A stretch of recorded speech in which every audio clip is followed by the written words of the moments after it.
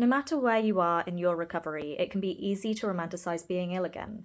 It isn't something that's easy to talk about. Most people don't want to be ill at all. But once you've been very unwell with an eating disorder or mental illness, especially one involving self-harmful behaviors, it's common for those thoughts and urges to resurface. You can simultaneously want to be completely free from your illness and miss it at the same time. Both can be true. And a quick note before I continue, a bit of a trigger warning. I will be talking about trauma, eating disorders, and anxiety, but I won't include graphic content or encourage anyone to act on harmful behaviours. As I mentioned in my video about feeling anxious in calm, sometimes parts of us recognise that calm is progress, while another part still craves that intensity and meaning, even if it's harmful. You might remember the drive and motivations of your old behaviours and feel a sense of excitement or freedom imagining yourself succumbing to them again. It can also feel like relief to imagine not fighting anymore, yet it's easy to forget how much being ill is a fight every day. Recovery often requires reminding ourselves of the bigger picture, the desperation to recover, the heartbreak at what opportunities the illness takes from us, and what it already has taken. When everyday routines, like meals for example, stop feeling like life or death, and emotions stop dominating every moment, that shift can at first feel like nothing, or even like loss. You might be surprised that quiet doesn't feel healing right away. That unsettled feeling isn't a failure and you don't have anything to be ashamed of. It's just your nervous system recalibrating, learning that survival isn't the only way to exist anymore. Because your disorder used to fill so much space, structure, attention, that fierce sense of purpose, its absence itself can feel like a vacuum. You might suddenly wonder, who am I without that? What actually matters to me? But that's where something new starts to grow. It doesn't mean that recovery is taking something from you.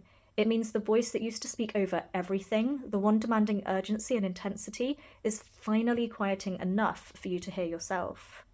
Life stresses can also make relapse thoughts more tempting. When things go really wrong in life and it feels like it's falling apart, it can be easy to let your disorder take over like a saviour.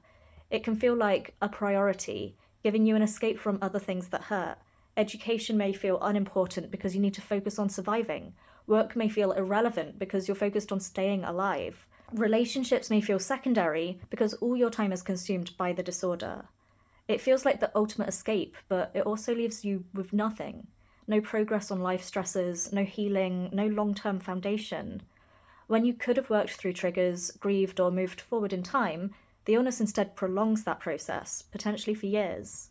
Rather than losing a little bit of ground, it can make you start years behind. It doesn't act as a reset button, it causes real harm, and you might struggle to recover from it. And it can be hard to hear that sometimes though, because depending on where people are in their recovery, there's a lot of nuances. It can be hard to hear all of this when you're already unwell or feel far away from where you want to be in recovery. Some people can get it in their minds that their disorder will definitely one day kill them, and I was one of those people for 16 years, and every year felt like borrowed time. Hearing about setbacks or slow progress doesn't always resonate, but things can turn around, even from extreme hopelessness, and people can rebuild their lives. There is nothing romantic about a disorder or illness. It's an all-consuming coping mechanism that undermines your long-term ability to cope by focusing only on the short term. Getting through the stage doesn't mean the emptiness instantly fills with purpose. It means letting things be for a while and noticing what begins to appear. Small preferences, things that you enjoy simply because you enjoy them, can start to take shape instead of rigid habits. Values can begin guiding you rather than rules. Things that truly matter can slowly enter your life in subtle ways, and you can try approaching it with some curiosity rather than pressure. A hobby that you used to enjoy, writing a few sentences in a notebook, calling someone that you care about. Illnesses and disorders take so much from you, and beginning to have the freedom to start to claim some of those things back again can be some of the most important and most meaningful steps in recovery. Even just sitting with yourself for a moment teaches your nervous system that calm isn't scary and that steady can be safe. You don't have to navigate it all alone.